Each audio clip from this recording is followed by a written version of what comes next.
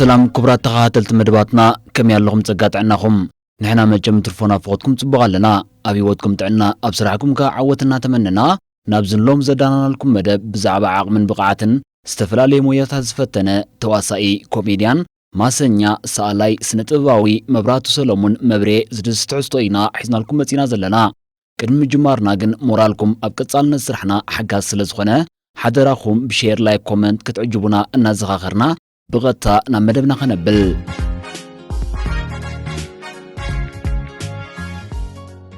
ጸጋውሽጡ ተገንዚቡ ብዙሓት ዓበይቲ ፍርያት ስነ ጥበብ ከበርክት ዝኽኣለ እዩ ኣብ ስነ ጥበብ ሃገርና ዓብ ኣስተዋፅኦ ዝገበረን ገና ድማ ዝገብር ዘሎን እዩ ኣብ ዓውዲ ስነ ጥበብ ዝሳተፍ ጻዕራም ብምዃኑ ስነ ጥበባዊ ስርሓት ጽባቐ ምፍጣር ዘለዎ ሓይልን ኣቀራርባን ሓደ ካብቶም ብሉጻት ዘብሎ ረቑሕ እዩ ተውህቦ ጭቡጥ ወይ ድማ ውዱእ መግለፂ ዘይብሉ ኮይኑ ብተመክሮ ይኹን ብትምህርቲ ዘይጥረ ምሳኻን ካብ ውሽጥኻን ዝፍጠር ጥበብ እዩ ንሱ ብንሱ ክጽብጸብ እንከሎ ሓደ እዩ ንሱ ምስ ሞይኡ ግን ክንዲ ብዙሓት እዩ ከም ተዋሳኢ ኮሜድያን ማሰኛ ሰኣላይ ኣጋጣሚታት ኮታስ ኣብ ዝበዝሕ ክፋል ስነ ጥበብ ጥበቡ ኸይበቐቐ ብውሕልነት ክካፈል ዝኽእል ስነ ጥበበኛ እዩ ንሱ ልዕሊ 80 ድራማታት ተዋሲኡ እዩ ካብ ሜዳ ጀሚሩ ብናይ ሜዳ ናይ መድረኽ ድራማታት ተመልሚሉ ዝመጸ ኮይኑ እዚ ድማ ነቲ ድሒሩ ዝበጽሖ ናይ ስነ ጥበብ ህይወቱ መሰጋገሪ ዝኾኖ ድንድል እዩ ስነ ጥበበኛ መብራህቱ ሰሎሞን ጥበብ ኣብ ዘለዎ ቦታ ንሱ ኩሉ ግዜ ኣሎ ካብኡ ኣይፍለን ሓዲት ጥበብ ተኸቲሉ ይጓዓዝ ንሓቀኛ ጥበብ ከርክብ ርሑቕ ይጥምት ክበጽሖ ይህቅን ብኡ ይምራሕ ይግዛእ ይዕልል ይናበር ካብ ጥበብ ወጻኢ ካልእ ዓለም ኣይፈለጥን ኣይደልን እውን ጥበብ ንዕኡ ሞያ ወይ ስራሕ ጥራይ ኣይኮነን ህይወት እዩ ምኽንያቱ ካብኡ ተፈልዩ ዝነብሮ ዓለም ስለ ዘይረኣዮ ጥበብ ዝሓረየ ሰብ እዩ ንሱ እውን ንጥበብ ሓርዩ ዋጋ ኸፊሉሉ ዝኸፈሎ ዋጋ እውን ክብሪ ሂብዎ እዩ ክብሪ ጥበብ ዝሰርሖም ስራሓት ኪንዮስም መንነት ሂቦሞ ዘይሃስስ መንነት ኣብቲ መንነት ፍቕሪ ስራሕ ጻዕሪ ዕብየት ኢድካ ዘይምሃብ ምብልሓት ብግህዶ ይርአ ንስርሑ ዝህቦ ግዜ መርኣያ ፍቕሪ እዩ ምስኡ ኣብ ዝህልወሉ ግዜ ይሓፅሮ ብሉፅ ተዋሳኣይ ኮሜድያን ማሰኛ ተጋዳላይ ስነ ጥበባዊ መብራህቱ ሰሎሞን መብሬ ገና ብንእሽቱ እዩ ስነ ጥበብ ኣብ ልቡ ሓዲሩ ንሱ እውን ናቱ ንክኸውን ልቡ ኸፊትሉ መብሬ ፍጥር ክብል መስሓቕ ስለ ዝነበረ ኣብ ዓዱ ፍትው ነይሩ በዚ ድማ ቆልዑ ኮይኖም ኣብ ዝእከብሉ ኣጋጣሚ የስሕቖምን የዘናግዖምን ነይሩ ኣፉ ዘየፅረየ ጸያፍ ስለ ዝነበረ እውን ዘረብኡ ንመዘንኡ የስሕቖም ነበረ ብልሳኑ ዝወፅእ ዝነበረ ዘረባ ኸኣ ምስቲ ጥዑም ኣዘራርብኡ ደስ ይብሎም ብምንባሩ ከም ጆኬር ሓሲቦም ምስኡ ክውዕሉ ይመርፁ ነይሮም ብድሕሪ ዝመብሬ ሓያል ሃገራዊ ስምዒት ስለ ዝነበሮ በቲ እዋን ተጸልዩ ብንእሱ ንኽጋደል ንሜዳ ኸይዱ ሜዳ ምስ ከደ ድማ ኣብ ሓይልታት ድሕሪ ኹናት ይኹን ካልእ ንጥፈታት ተጋዳላይ እቶም ዓቕሚ ዘለዎም የዘናግዑዮም ዝተባሃሉ ሰባት ድሕሪ ድፋዕ ከም ዝቕኒ ይግበሩ እሞ ኣሃዱ ኸዘናግዕ ዝኽእል ባህላዊ ትሕዝቶታት ክለማመዱ ይግበሩ ነይሮም ንሶም ድማ ነቲ ዝለማመድዎ ዝነበሩ ትሕዝቶ ናብቲ እኩብ ተጋዳላይ የቕርብዎ ነበሩ መብሬ እውን ሓደ ካብዚኦም እዩ ነይሩ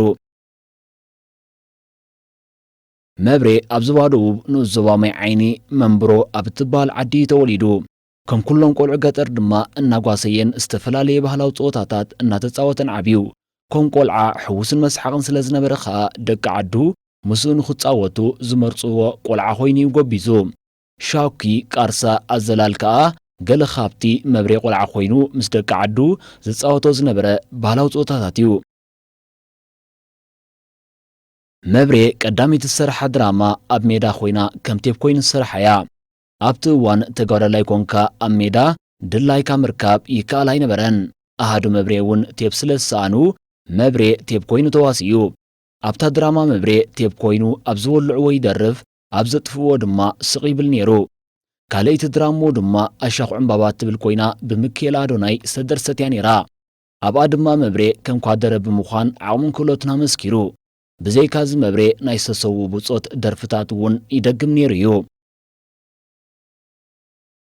ከም ተዋሳኢ ዝኾነ ገጸ ባህሪ ሒዙ ክዋሳ ዘይጽግሞ መብሬ ብሳላ ጻዕሩን ናይ ምውሳብ ብቕዓቱን ኣብ ህዝቢ ልዑል ተቐባልነት ዝረኸበ እዩ ከም መጠን ብዝሒ ዝተዋስኦ ንዝውሃቦ ገጸ ባህሪ ክላበስ ግዜ ፈልዩ ቦታ መሪጹ ጽሑፍ ፊልም ከጽንዕ ቃላት ምስ ምንቅስቓስ ኣካላትን ምቅያር ገጽን ሓልዩ ከዋህድ ነዊሕ ሰዓታት ኣብ ልምምድ ተተኺሉ ድቃስ ተሓሪሙ ኣባህላ ኣቃውማን ካልእን ናብኡ ኸርዖ መፂሩ ምስ ነብሱ ኣዕሊሉ ሰባት ኣማኺሩ እዩ። እዚ ድማ ኣብቲ ሞያ ዘለዎ ፍቕሪ ዘብርሃልካ። መብሬ ዛጊድ ከም ተዋያቒ ሓያል ሰብኣይ ዋርድያ ዕዋላ ሓረስታይ በዓል ሓዳር ስሕው ኮይኑ ተዋሲኡ ይርከብን ገና ድማ ይዋስእ ኣሎን። መብሬ ኩሉ ኣባል ስድርኡ ከም ዝደቀሰ ምስ ኣረጋገፀ እዩ መጽናዕቲ ስክሪፕት ናይ ድራማ ዝጅመር። ከም ካልኣይካ ኣብ ኣየርፖርት ፍልጥ ገረብ ነይራቶ ንዓኣ ከም ሰብ ሓሲቡ ልምምድ ይገብር። ምስ ተመክሮ ዘጥረዮ ናይ ባዕሉ ሲስተም ኣጸናንዓ ስክሪፕት ከም ዘለዎ ኸ ይግለጽ። መብሬ መብዛሕትኡ እዋን በትሪ ነጸላን ኣይፈለን እዩ። እቲ ምኽንያት ድማ መግለጺ ባህልን መንነትን ህዝቢ ኤርትራ ኢሉ ስለ ዝኣምን እዩ። መብሬ ኣብ ዝተፈላለዩ መዋዕዊታት እውን ተመራጺ እዩ። ናይ ሚኒስትሪ ጥዕና ይኹን ካልእ ድማ ክሳብ ሕጂ ሰሪሑ ኣሎ። ገለ ካብ ዝሰርሖ መዋዕዊታት ከዓ ናይ መዓር፣ ሶላር፣ ክታበት፣ ዓሶን ካልእን ሰሪሕ እዩ። መብሬ ብዘለዎ ሓሳባት ናይ ምፍጣርን ምልጋብን ክእለት ምስ ኮሜድያዊ ባህርያቱን ተረካብ ዘረቡን ተደሚሩ ህይወት ስለ ዝዘርኣሉ ኣብዚ መዳይ ተመራጺ ካብ ዝገብሮ ረጓሕ እዩ። መብሬ ማሰቡን ይብል እዩ ብዘለዎ ሓያል ናይ ቃላት ምውሳብ ዓቕሚ ሰባት ምስ ኣገረመ እዩ። ወለዶታት ንኹሎም ኣጻሪዩ ምስቲ ሰብ ዝኸይድ ባህርን ክብርን ኣብ ምሃብ እውን ዝገርም ዓቕሚ ኣለዎ። ክለት ኣገላልጽኡ ሓያል ናይ ምውዳስ ብቕዓቱ ምስቲ ነዚ ዝምጥን ናይ ኣዋጻጽኣን ኣደማምፃን ቃላት ከምኡውን ጥዑም ድሃዩ ኣኽቲቱ ስለ ዝዓሞ ነዚ ሞያ ዝተፈጥረ ሰብ የምስሎ። መብሬ ከም መብዛሕትኦም ኣብ ሜዳ ዝተምሃሩ ተጋደልቲ ትምህርቲ ኣብ ገድልዩ ኣሃዲሉ ጀሚሩ። ናይ 12 ክፍሊ ትምህርቲ እውን ወዲኡ እዩ። ኣብ ትምህርቲ ድሓን ከም ዝነበረ ኸኣ መብሬ ይዕልል። መብሬ ኣብ ሜዳ እንከሎ ኣብ 1984 ማህረምቲ ክልተ እግሩ ኣጋጢምዎ ነይሩ እዩ። እቲ ሓንቲ እግሩ ክትቁረፅ እንከላ እቲ ሓንቲ ድማ ማህረምቲ ኣጋጢምዋ። ይኹን እምበር መብሬ ኩሉ ምንቅስቓሱ ስንኩላ ይመስልኒ እዩ። ልክዕ ከም ጥዑይ ሰብ ይጎይ ይዘልል ይነጥር ከዓ ኒሕን ዘይፀዓድ ሞራልን ስለ ዝውንን እውን ኩሉ ግዜ ክሰርሕ ጥራይ ዝደሊ። ኣእምራዊ ስንክልና እምበር ኣካላዊ ስንክልና ካብ ሓሳብካ ከም ዘይትርፍ ድማ ህያው ኣብነት እዩ። መብሬ ካብ ናይ ስነ ጥበብ ስምዒት ዝተላዕለ ንገለ ተዋሳእቲ ጉድኣት ኣውሪድሎም እዩ።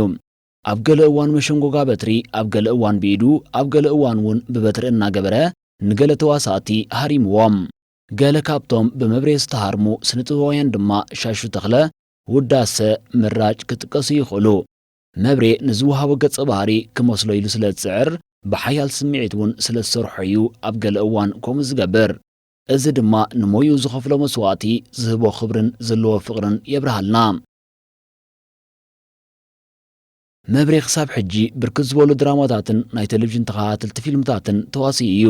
ገለ ካብተን መብሬ ኢዱ ዘንበረለን ስራሓት ምስ ንጠቅስ ድማ ግዝት፣ እቶም ሞናቱ፣ ውሻጠ ባሕሪ፣ ቤሎ፣ ዓይንን ሓመድን፣ ውርሻ፣ ደበንገርን ካልእን ዓዩ ኣብ ህዝቢ ልዑል ተቐባልነትን ኣድናቖትን ዘትረፈ ተዋሳኢ እዩ።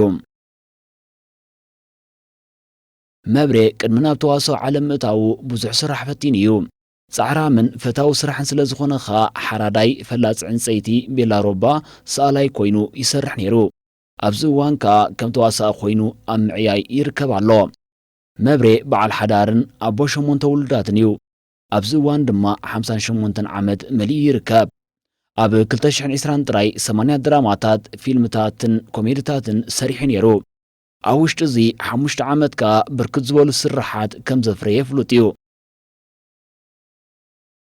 እምበኣርከስ ክቡራት ተኸታተልቲ መደባትና ብዘቕርብናልኩም መደብ ዓጊብኩምን ተዘናጊዕኹምን ክትኮኑ እናተተስፍና እቲ ደልይዎ መደብ ኣብ ኮመንት ክትጽሕፉልና እናተላበና ኣብ ዝቕጽል ብኻልእ መሃርና ዘናጋዕን መደብ ክሳብ ንመጸኩም ሰሰናዩ ንኹልና።